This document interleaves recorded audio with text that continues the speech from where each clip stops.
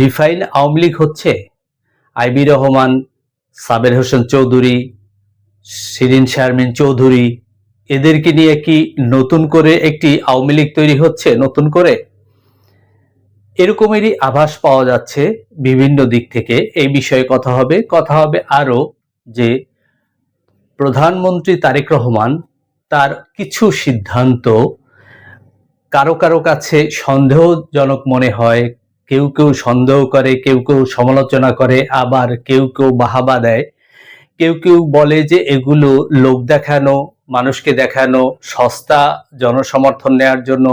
আসলে জিনিসগুলো কি, আসলে সিদ্ধান্তগুলো কি, সেই বিষয়ে কথা বলবো, বিস্তারিত আলাপ আলোচনা করব।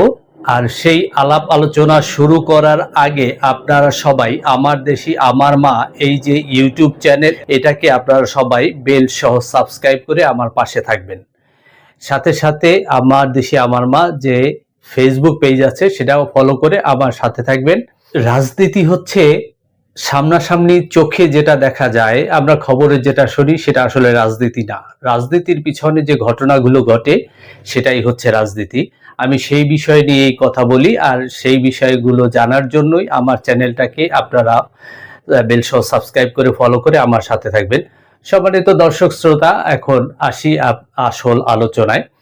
আপনারা জানেন যে ইদানিং খুব কথা হচ্ছে যে রিফাইন্ড আওয়ামী লীগ হবে, অর্থাৎ আওয়ামী লীগকে ভেঙে নতুন করে একটি আওয়ামী লীগ তৈরি করা হবে এবং সেই আওয়ামী লীগে শেখ হাসিনাপন্থী যারা, শেখ হাসিনার ঘনিষ্ঠজন যারা, তারা থাকবে না।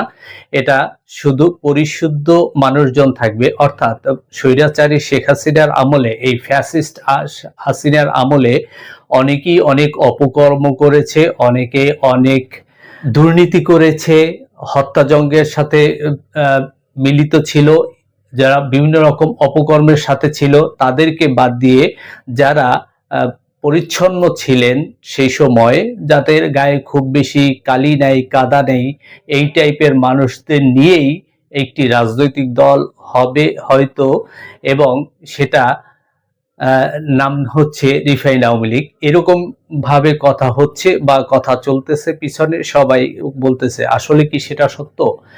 আসলে আমরা একটু দেখি যে এই সেদিন নারায়ণগঞ্জের মেয়র মিস আইভি তিনি জামিনে মুক্তি পেলেন। মুক্তি পেয়ে তিনি তার বাসায় গেছেন এবং বাসায় যাওয়ার পরে সাংবাদিকরা তার কাছে প্রতিক্রিয়া জানতে চাইলে তিনি সরকারকে ধন্যবাদ দিয়েছেন। এখন কেন তিনি ধন্যবাদ দিয়েছেন সেটাই হচ্ছে বিষয়।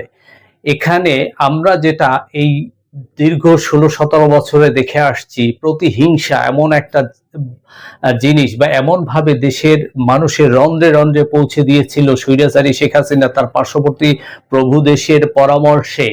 সেই অনুযায়ী কোনো মানুষ যদি শেখ হাসিনার বিরুদ্ধে কথাও বলতো, তাহলে তাকে শারীরিক নির্যাতনের শিকার হতে হতো, অথবা তার মামলা মকদ্দমা কিংবা খুন গুম সবকিছুর মাধ্যমে তার উপরে নির্যাতন করা হতো। কিন্তু সেই অবস্থা থেকে যখন এখন একটি গণতান্ত্রিক সরকার এসেছে এবং তারা সরকার গঠন করেছে, তারা তাদের আমলেই সেই আওয়ামী লীগেরই এমপি, আওয়ামী লীগেরই একজন মেয়র, তিনি জেলে ছিলেন, তাকে পরিপূর্ণভাবে যে বিচার বিভাগীয় স্বাধীনতা, সেই স্বাধীনতার মাধ্যমে তাকে ছেড়ে দেওয়া হয়েছে। এখানে সরকার কোনোরূপ কোনো হস্তক্ষেপ করে নাই।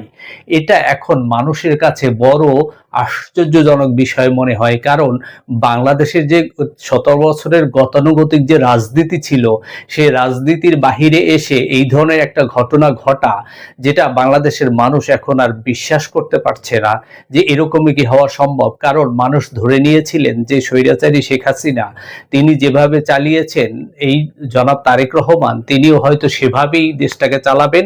এবং বিএনপির উপরে যে নির্যাতন হয়েছিল, জনাব তারেক রহমানের উপরে যে নির্যাতন হয়েছিল, এবং বেগম খালেদা জিয়ার উপরে যে নির্যাতন হয়েছিল, তার প্রতিশোধ নেবেন জনাব তারেক রহমান। কিন্তু তিনি সম্পূর্ণরূপে চুপচাপ আছেন এবং তিনি সত্যিকারে সাংবিধানিকভাবে দেশটাকে পরিচালনা করছেন নিরপেক্ষভাবে। এখানে আওয়ামী লীগের উপরে কোনোরূপ কোনো নির্যাতন করছেন না বা অন্য কোনো দলের উপরেও করছেন না, যার কারণে মানুষের এখন বিশ্বাস হতে কষ্ট হয় যে এরকমের কি হতে পারে। এবং জনাব তারেক রহমান সেইটাই আর কি পরিবর্তন করতে চাচ্ছেন, যে বাংলাদেশে যে ধ্বংসাত্মক রাজনীতি শেখ হাসিনা চালু করেছিলেন সেখান থেকে পরিত্রাণ করে এখন একটি বিশুদ্ধ রাজনীতি পরিচালনা করার জন্য আমাদের সমাজটাকে একটি বিশুদ্ধ সমাজ হিসাবে পরিচালিত হওয়ার জন্য তিনি চেষ্টা করে যাচ্ছেন। তার কার্যক্রমে সেটাই দেখা যাচ্ছে। এখন এই যে বিশুদ্ধ বা রিফাইন আওয়ামী লীগ তৈরি হবে, যেটা কথা শোনা যাচ্ছে, আসলে সেটা মনে হয় নয়। কারণ এই রিফাইন আওয়ামী লীগ কারা করবে, তাদের যথেষ্ট ভয় থাকবে। কারণ ভয় থাকবে এই কারণে, আপনারা জানেন শেখ মুজিবুর রহমান তাকে হত্যা হয়েছিল ৭৫ সালে, কিন্তু ঘটনাক্রমে শেখ হাসিনা আবার ক্ষমতায় এসে তাদেরকে বিচার করেছেন। এখানে বিচার নিয়ে অনেকে অনেক ত্রুটি ধরে, যার কারণে বিচারই বললাম, কিন্তু তাদেরকে আবার ফাঁসিতেও ঝুলানো হয়েছে, তাদেরকে মৃত্যুদণ্ড দেওয়া হয়েছে।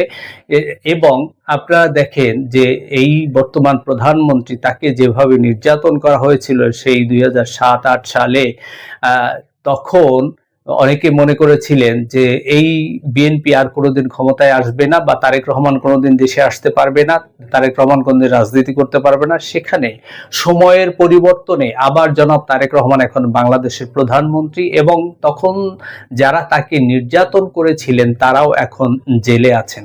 তো সুতরাং এই যে সময়ের পরিবর্তন হয়, এই পরিবর্তনের মাধ্যমে কখন কি হয়, রাজনীতিতে শেষ কথা বলে কিছু নাই, একটা কথা আছে। তাই এইখানে রিফাইন আওয়ামী লীগ করতে কেউ হয়তো রাজি হবে না। কারণ পরবর্তীতে যদি ক্ষমতার প্রেক্ষাপট পরিবর্তন হয়, সেক্ষেত্রে দেখা যাবে তারা যথেষ্ট নির্যাতনের শিকার হতে হবে তাদেরকে। তাই রিফাইন আওয়ামী লীগ করতে কেউ রাজি হবে বলে আমার মনে হচ্ছে না। এখন আসি, জনাব তারেক রহমান যে কাজগুলো করতেছেন, আপনারা জানেন যে ইদানিং কয়েকটা কাজ তিনি করেছেন। যেমন বিমানবন্দর শাহজালাল নাম করেছিলেন শেখ হাসিনা, আগে ছিল জিয়া ইন্টারন্যাশনাল বিমানবন্দর, সেটাকে হযরত শাহজালাল বিমানবন্দর করেছিলেন শেখ হাসিনা। প্রতিহিংসা করে জিয়া রহমানের নামটাকে পরিবর্তন করেছিলেন, কারণ যতবার বিদেশে যেতেন তার চোখের সামনে জিয়া রহমানের নামটা আসতো, এইটা তিনি সহ্য করতে পারেন নাই, তার ছোট মনের পরিচয় দিয়েছিলেন। কিন্তু এখন জনাব তারেক রহমানের কাছে এই বিমানবন্দর পরিবর্তনের জন্য একটি প্রস্তাব গিয়েছিলেন, কিন্তু জনাব তারেক রহমান সেই প্রস্তাবকে প্রত্যাখ্যান করেছেন এবং ফিরিয়ে দিয়েছেন। তিনি বলেছেন যে নাম আছে সে নামই থাক।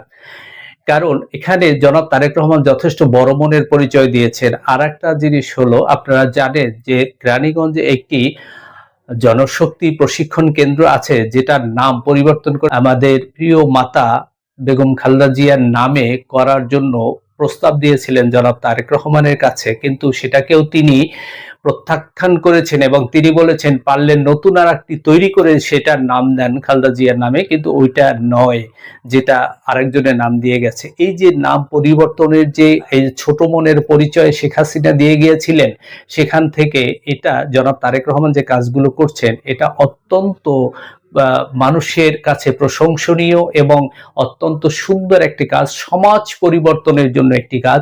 রাষ্ট্র যদি এরকমের কাজ করে তাহলে দেখা যাবে সেই রাষ্ট্রের প্রতিফলন পড়ে আসবে, সরকারের সেই প্রতিফলন আসবে একদম রুট লেভেল পর্যন্ত, সমাজের একদম নিম্ন স্তর পর্যন্ত সেই প্রভাবগুলো পড়বে। তাতে একটা পর্যায়ে এসে রাষ্ট্রটা পরিবর্তন হওয়ার সম্ভাবনা আছে। আমরাও সেটা চাই, মানুষের নৈতিক পরিবর্তন হোক, এই প্রতিহিংসার রাজনীতি বন্ধ হোক।